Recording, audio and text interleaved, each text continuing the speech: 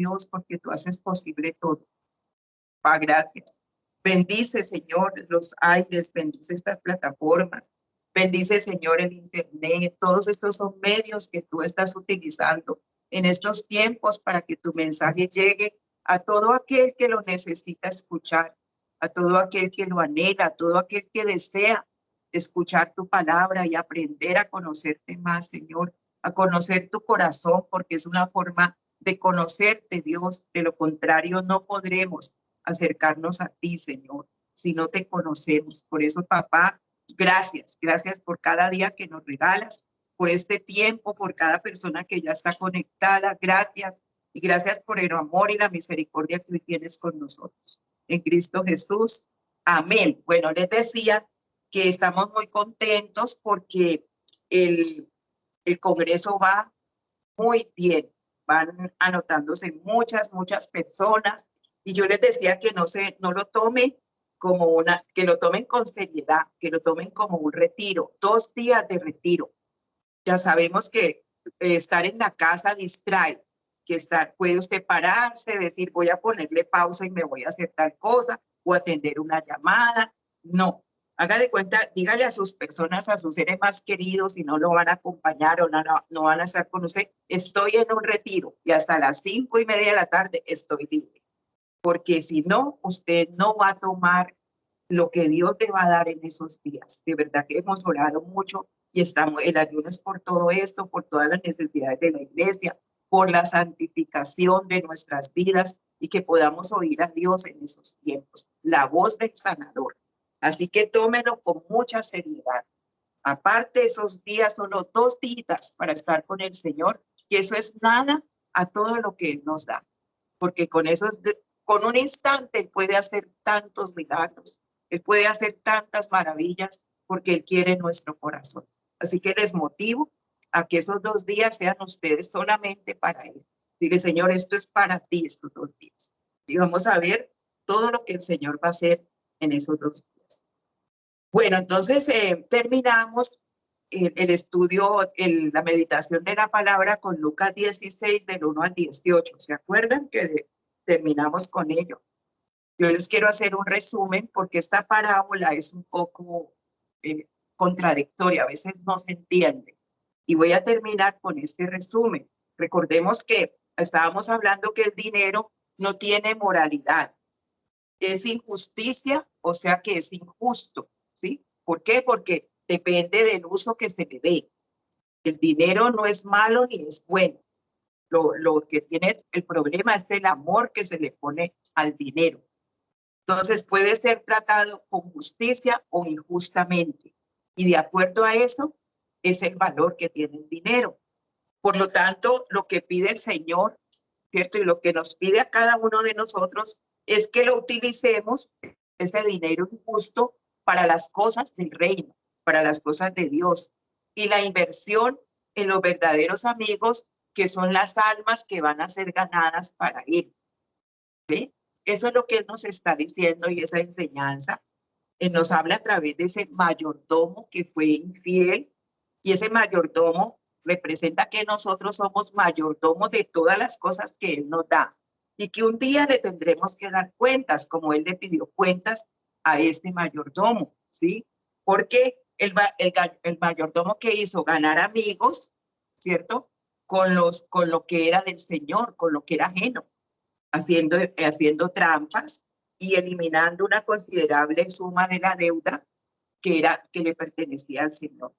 Entonces, esa parábola Jesús la contó porque era un mayordomo infiel, ¿sí? Para enseñarle a sus discípulos en ese entonces cómo debían usar las riquezas para cumplir los propósitos del reino. Recordemos que ya estamos dentro del reino de los cielos. El Señor nos introdujo a ese reino a través de la vida de su amado Hijo, ¿sí? Porque Él nos introdujo siguiendo a Jesucristo y todas las verdades del reino. Entonces, el mundo es una cosa aparte, pero nosotros ya no estamos en el mundo. Vivimos en el mundo, pero no somos del mundo. Él mismo lo afirma, porque ya el sistema del mundo no nos puede tomar a nosotros, los hijos de Dios. Y esto es lo que estamos viendo en el sistema de este hombre que aplicó el sistema del mundo, ese mayordomo. Y les recordó que llegaría el momento en que tendrían que rendir cuentas cómo habían utilizado ese dinero. Porque ahí les dijo, préstame, ven a ven a darme cuenta de lo que has hecho, porque oigo de ti que estás malgastando los bienes que te he entregado, ¿cierto? Entonces, el Señor también dijo que nuestra actitud frente al dinero es como una prueba. ¿Sí? Es la actitud. Dice, ay, que la Biblia no habla sino en Malaquías de dinero, pero qué pena, pero lo habla en suficientes capítulos. Lo que pasa es que tenemos que escudriñar las escrituras y entonces él dice, escudriñar las escrituras porque en ellas os parece que tenéis la vida eterna y ellas son las que dan testimonio de mí. Entonces él dice que la actitud frente al dinero es una prueba. Si uno es fiel en el uso del dinero, entonces será fiel en las cosas mayores. ¿Ve? Eso es una prueba. Y advirtió el peligro de vivir para las riquezas porque ninguno puede servir a dos señores. ¿Ve? Y finalmente dijo que los hijos de las tinieblas son más sabios en el uso de las riquezas que los hijos de la luz. Entonces, en esta parábola, el Señor pone como ejemplo a un hombre que seguía los principios del mundo, ¿sí? Como un sistema opuesto a los principios de Dios. Y en la palabra de Dios se nos dice que este mundo ama a los suyos, que comparten sus valores y detesta a aquellos que pertenecen a Dios porque ya tienen los valores que Dios empieza a formar en ellos. En Juan 15, 18 y 19, el Señor le dice a sus discípulos, y nos lo recuerda ahora, y dice, si el mundo los odia, recuerden que a mí me odió primero. Si pertenecieran al mundo, el mundo los amaría como a uno de los suyos, pero ustedes ya no forman parte del mundo. Yo los elegí para que salieran del mundo, por eso el mundo los odia. Bueno, eso es tremendo porque son palabras que el mismo Señor vivió en el mundo, ¿sí? Y esta parábola pues ha sido mal entendida, principalmente ¿por qué? Porque a primera vista parece que el Señor estaba elogiando a un estafador. Y no es así. Aquel mayordomo era una persona que engañaba y robaba con engaño a otra. Es decir, lo que se llama un timador empedernido. ¿Ve? Y algunas personas consideran que cada persona que el Señor mencionó en las parábolas era un héroe o un ejemplo de un carácter noble. Pero no, hay que cambiar la mentalidad porque si nosotros pensamos de esa manera, se nos dificulta entender las parábolas. Por eso hay que decirle al Espíritu Santo que nos ilumine con la luz de Él para entender lo que Él nos quiere enseñar. Porque el Señor no va a alabar la estafa, la mentira, el engaño. No, ese personaje que muestra aquí era un sinvergüenza, como decimos todos, ¿cierto? Y hay que tener en cuenta que esto es solo uno de los muchos personajes con características negativas incluidos aquí en la Biblia, porque hay muchos, tanto mujeres como hombres.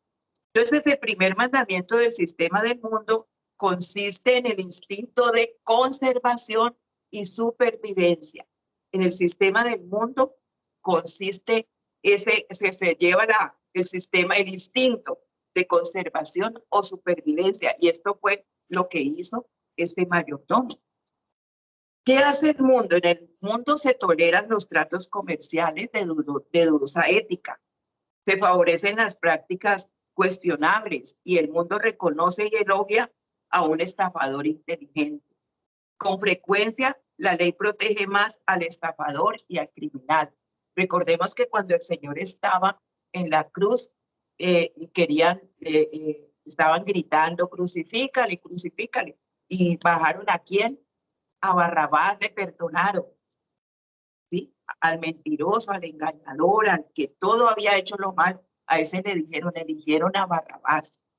Y así es el mundo. Siempre elegirá lo que ellos creen que es de acuerdo a su sistema. Entonces, con frecuencia la ley protege más al estafador y al criminal. Por eso, examinando la situación ya no desde la perspectiva de las leyes humanas, sino a partir de las leyes espirituales, la palabra de Dios adopta la posición contraria. Por eso tenemos que conocer quién es Dios. Dios es santo, es puro, en Él hay verdad, en Él no hay mentira. Y por eso Dios dice que todo ser humano es culpable.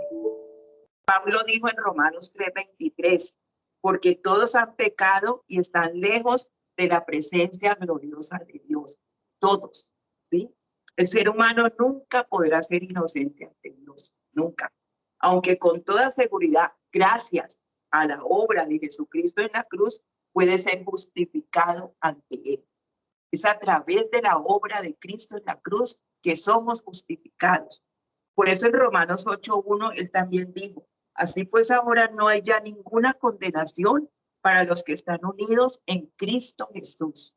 Ninguna condenación hay para los que ya estamos unidos en Cristo Jesús. Entonces, cuando alguien confía en Jesucristo como su Salvador, es justificado por la fe, esa fe en la obra de Jesucristo. Y esa es la única manera en que un ser humano puede ser justificado.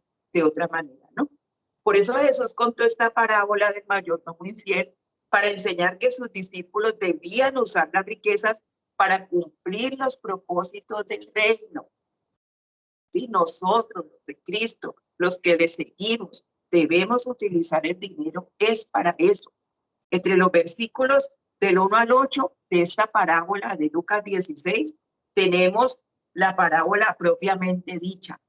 Y del 8 al 18 tenemos la aplicación. ¿Ve? Esta es pues la historia de un hombre rico y su mayordomo astuto, recuérdenlo siempre. Y en aquellos tiempos, recordemos, el Señor siempre tomaba parábolas de lo que se vivía en el ambiente, del agua, del aceite, todo él tomaba, ¿cierto? Del vino, para llevarnos al punto espiritual que nosotros necesitamos, para conocer a Dios espiritualmente. Recordemos, espíritu, alma y cuerpo. A Dios no se le puede conocer en la carne, hay que sensibilizarnos en el espíritu. Y en aquellos tiempos la gente acaudalada contrataba mayordomos, tenía administradores que se hicieran cargo de sus propiedades. Recordemos que esos es como puede decir en el tiempo de hoy, comparar con los planificadores financieros o como un administrador que controla y administra el patrimonio de alguien con el propósito de ¿qué? De incrementarlo. El patriarca Abraham tuvo un mayordomo. ¿Se acuerdan quién era? Ese mayordomo estaba a cargo de todas sus posesiones. Y él es el que va y viaja a Harán. ¿Se acuerda que él le dice, ve y busca esposa para mi hijo Isaac? Y manda a su mayordomo y le da instrucciones. El rey David tuvo mayordomos también. Están mencionados en Primera de Crónicas 28:1 y estaban a cargo de todas las posesiones del rey, incluyendo a sus hijos. Y Pablo en 1 Corintios 4:2 nos dice, ahora bien, el que recibe un encargo o un administrador, se requiere que es digno de confianza, debe demostrar que es digno de confianza. Se requiere que todos los administradores sean hallados fieles. Eso es en el reino de los cielos. ¿Sí? Pero en el mundo es otro sistema. Aquel mayordomo infiel era culpable de malversar los bienes, de apropiarse de forma indebida de los fondos y de malgastar lo que le pertenecía a su jefe, a su amo. Por eso en el versículo 2 dice, entonces lo llamó y le dijo, ¿qué es esto que oigo acerca de ti? Da cuenta de tu mayordomía porque ya no podrás más ser mayordomo. Ahí lo despide, ¿sí? Al principio de la parábola, el hombre rico vio a su mayordomo como irresponsable, como infiel, y en consecuencia lo despide. Para aquel empleado, ¿qué pasó? Le había llegado el momento de rendir cuentas. Eso es lo que nos dice el Señor. Nosotros rendiremos cuentas ante Él, llevándolo al plano espiritual de todo lo que Él nos ha dado. Y entonces allí, y es como pasa hoy en día, en el mundo tenemos que rendir cuentas, ¿cierto? Ante el gobierno de todas las cosas. Hay unas leyes, unos estatutos. en el reino de los cielos, el Señor tiene sus leyes. Y como era un pagador que estaba habilitado, tenía autoridad porque el Señor el rico se la había dado, por eso dice que tenía ese mayordomo. En vez de preparar un estado financiero, decidió de actuar de acuerdo a qué? A su ley, a la ley del mundo, ¿sí? A lo que es la ley de la supervivencia. Y entonces dice en el versículo 3, entonces el mayordomo dijo para sí, ¿qué haré? Porque mi amo me va a quitar la mayordomía. Cavar no puedo, mendigar me da vergüenza. Bueno, sus manos eran muy delicadas porque él estaba haciendo cosas de mucha delicadeza. Y sus fuerzas se sentían insuficientes como para encontrar un trabajo de un obrero cualquiera, ¿sí? Pero dice que le daba vergüenza mendigar, dice, mendigar me da vergüenza. Y estas palabras nos deben de hacer pensar, porque le daba vergüenza mendigar, pero no le daba vergüenza robar. Eso sí no le dio vergüenza. Y así pasa en el mundo, ¿ve? Desgraciadamente hay en la actualidad mucha gente así. En el versículo 4 dice, ya sé lo que haré para que cuando se me quite la mayordomía, me reciban en sus casas. O sea que aquí vemos que no se arrepintió, no sintió vergüenza de lo que estaba haciendo, no le dio pena de sus acciones, sino que por el contrario va y visita las casas de las que eran los deudores de su amo y empieza a estafar. Era un estafador calificado, era inteligente de acuerdo con los principios de la sociedad, ¿sí? No tenía ninguna preparación para otro trabajo y su edad probablemente no le favorecía. Entonces comienza a hacer trueques, engaños y mentiras. Podía ser muy orgulloso para ser un mendigo, para tener un trabajo que no fuera digno, porque mayordomo era algo que lo llevaba bien, pero no se avergonzaba de su deshonestidad. Orgulloso de lo que él era, pero de ser deshonesto no se avergonzó. Esos son los ejemplos que el Señor nos muestra en nuestros corazones y lo vemos a diario. Entonces, en ese procedimiento, él comenzó a utilizar a los deudores que le debieran a su amo para pedirle solo la mitad. Y de forma parecida trató con el uno, con el otro. Y en el versículo 8 ya dice, y alabó el amo al mayordomo malo por haber actuado sagazmente, porque los hijos de este mundo son más sagaces en el trato con sus semejantes que los hijos de luz. Ahí es donde podemos confundirnos, ¿sí? Pensando que Dios está alabando las actitudes de estas personas. No. Esta declaración fue hecha por el hombre rico, ¿sí? Que era el jefe del mayordomo. Cuando oyó que su empleado había hecho tal cosa, lo elogió. ¿Por qué? Porque aparentemente el hombre también se había hecho rico utilizando la misma clase de principios que su mayordomo, que era un estafador y que también las había usado. Y reconoció que su empleado también había actuado con astucia. ¿En qué sentido? Bueno, de acuerdo a los sistemas vigentes del mundo, así había actuado. Y ese fue el mundo que odió y que todavía odia a Cristo, porque sigue elaborando sus propios principios. A la gente muchas veces no le gusta que se le diga la verdad. Y recordemos que Jesucristo es el camino, la verdad y la vida. Y él siempre enfrentó al mundo y su sistema como debía de ser. Y hay una sola ley escrita, pero que igualmente, perdón, no está escrita, pero está vigente, que reconoce que cada uno va a lo suyo y se preocupa únicamente de sus propios intereses. Eso lo vemos. Cada uno es en sus propias cosas, en sus propios intereses y trabaja por eso. Pero fuera de sentir eh, remordimiento, no, más bien arrepentimiento, porque remordimiento es volverlo a hacer.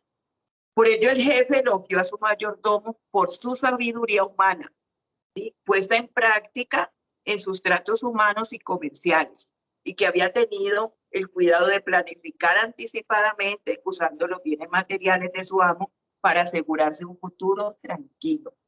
Llévelos ya a la práctica en el mundo. ¿Cuántas personas hoy? Ayer nomás oíamos una noticia tremenda, ¿sí? Que está sucediendo aquí y sucede en otras ciudades también, en otros países. De estafas grandísimas de dólares, metiendo la salud y todo para tener un dinero así de esa manera. Entonces el Señor dijo que tratándose de sus propios negocios, los que pertenecían al mundo eran más listos que los que pertenecían al reino de la luz. ¿Por qué? El Señor estableció una diferencia entre sus discípulos y el mayordomo deshonesto. Y dice, este era de este siglo, que buscaba la forma de hacer más cómoda su vida. Los discípulos que son los hijos de la luz o nosotros, sus hijos de los hijos de la luz, deberíamos actuar de una forma sabia, pero no deshonesta, utilizando el dinero como Él nos guía, no deshonesta. Por eso en el versículo 9, Él les dice, ganad amigos por medio de las riquezas injustas, para que cuando éstas falten os reciban en las moradas eternas. Aquí es una afirmación muy sorprendente, porque se refiere a la relación del creyente con las riquezas de este mundo malo. La relación de que hay del cristiano con lo que el Señor le ha dado. El dinero no es malo en sí mismo, simplemente es amoral, ¿sí? No es justo de acuerdo a cómo lo usemos. El amor al dinero, eso sí es la raíz de todos los males. Para los cristianos, el dinero, más allá de su valor material, debe tener un carácter espiritual. Y eso es lo que nos quiere enseñar en esta vida, porque nada nos vamos a llevar. El Señor dijo que no acumuláramos tesoros en la tierra, sino en el cielo. Es decir, que debíamos de ser sabios en la forma en que utilicemos los recursos que Él nos da. Las riquezas tienen que ser un medio y debían de ser utilizadas y no convertirse en un fin por el cual llevamos nuestra vida hasta de domingo a domingo trabajando y no hay tiempo ni para Dios. Y los discípulos no debían ser utilizados por esas riquezas, ¿sí? O estar al servicio de ellas, porque entonces allí es como se convierte el dinero en nuestro Señor, en nuestro amo. El mayordomo había usado esas riquezas, esas ganancias para ganar sus amigos, ¿sí? Y nosotros como mayordomos debemos utilizar lo que el Señor nos da para ganar personas, pero para llevarlas a Cristo, difundir el mensaje del reino para que la gente crea y acepte a Jesucristo. Y por eso es ser sabios, ¿sí? Tener buen uso de las riquezas que el Señor nos da. Así cuando esas riquezas materiales se acaben o lleguemos al final de nuestra vida, van a haber personas en las moradas eternas, en el cielo, como fruto de la labor que se hizo aquí en la tierra. Y usted recibirá su recompensa. Luego los versículos del 10 al 12 dice, el que es fiel en lo muy poco, también también en lo más es fiel, perdón. El que es fiel en lo muy poco, también en lo más es fiel. Y el que en lo muy poco es injusto, también en lo más es injusto. Si en las riquezas injustas no fuiste fieles, ¿quién os confiará lo verdadero? Y si en lo ajeno no fuiste fieles, ¿quién os dará lo vuestro? Y aquí la aplicación enfatiza el hecho de la actitud frente al dinero y es como una prueba. Si uno es fiel en el uso del dinero, entonces será fiel en cosas mayores y el Señor se las entregará. Las riquezas verdaderas se refieren a las riquezas espirituales del reino. Recordemos que ya tenemos que mirar espiritualmente en el reino de los cielos, donde el Señor nos habla de cosas que son eternas. Como creyentes, como cristianos, no debemos sentirnos como propietarios exclusivos. Nosotros somos mayordomos de los bienes que Dios nos entrega y somos responsables ante Dios de cómo los utilizamos, si somos sabios o no. Y dijo también que los seres de este mundo son más sabios como administradores o mayordomos que lo que los pertenecen al reino de la luz, que sus hijos. ¿Cuántos cristianos hoy hay inteligentes en el uso de las llamadas riquezas de justicia? Piense cuántos cristianos hoy se están confabulando con el sistema del mundo. Lo utilizan para acumular riqueza espiritual. Pues Dios nos va a ser responsable de ese uso inapropiado de los bienes materiales que Él nos da. Y hagamos esta pregunta, hagámoslo. ¿Estamos utilizando el dinero para que la palabra de Dios pueda alcanzar a aquellos que necesitan escucharla, que necesitan la salvación? En esta parábola el Señor está diciendo, ¿crees que Dios va a confiarte en las riquezas celestiales si tú no estás utilizando debidamente lo que Él te ha dado en esta tierra? Aunque por muchas cosas materiales en esta vida, ¿sí? Connotaciones que vemos que forman la vida, la formación y el disfrute de la existencia, aunque a usted no le parezca bien, el dinero es un asunto espiritual. Por eso el Señor habla de esa manera. Y ya para terminar, en el versículo 13, dice, ningún siervo puede servir a dos señores, porque odiará al uno y amar al otro, estimar al uno y menospreciar al otro. No podéis servir a Dios y a las riquezas. Todo ese pasaje nos habla de esta enseñanza. Entonces, las riquezas se pueden convertir en el amo de tus pensamientos, en tus motivaciones, en el presente, en el futuro, que afecte tu salud, tus relaciones familiares, las amistades, ¿sí? Los bienes materiales se pueden intensificar. Dios puede dejar que consigas muchas riquezas, pero eso insensibiliza tu corazón, malogra tus ideales y no deja que Dios te forme. Por eso las riquezas son presentadas como un amo que ejerce un dominio sobre un criado. Y además aclara que esa relación es incompatible con la relación de un hijo de Dios y Dios mismo, ¿sí? El cual el creyente o el cristiano dice, Él es mi Señor. Y si el dinero es su Señor, pues tiene dos señores. Y por eso tiene que definir, ¿se sirve al uno o se sirve al otro? Y el Señor del cielo ofrece una vida cuyos valores son opuestos a los valores que el Señor de este mundo esclaviza a los suyos. El Señor de este mundo.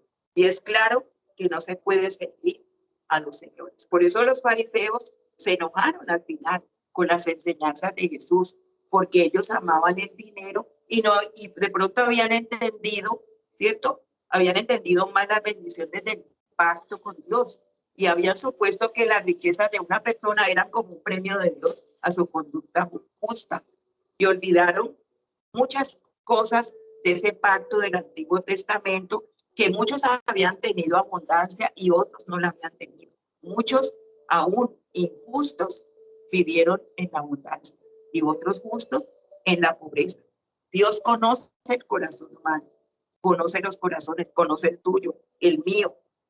Y los fariseos, el Señor conocía el corazón.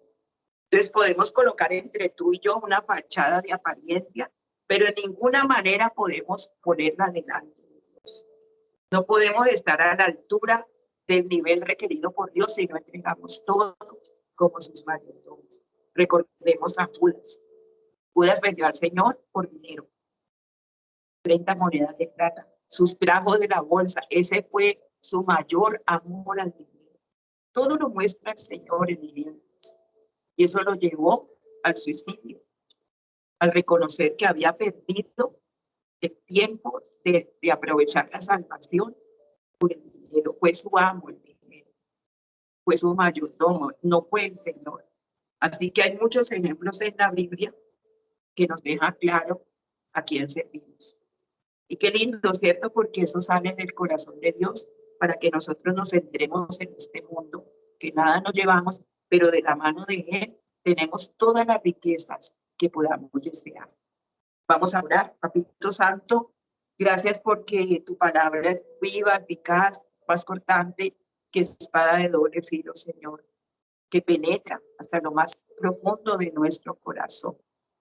Ayúdanos a digerirla como tú quieres, Señor. Espíritu Santo, ¿cuántas personas pasan momentos difíciles en su parte financiera, Señor? ¿Cuántas personas, Dios, lloran ante las situaciones del dinero, sufren, Espíritu Santo, cuántas cosas pasan, Señor, en este mundo, y todo es por ese amor, por ese Dios que dirige el mundo y lo domina.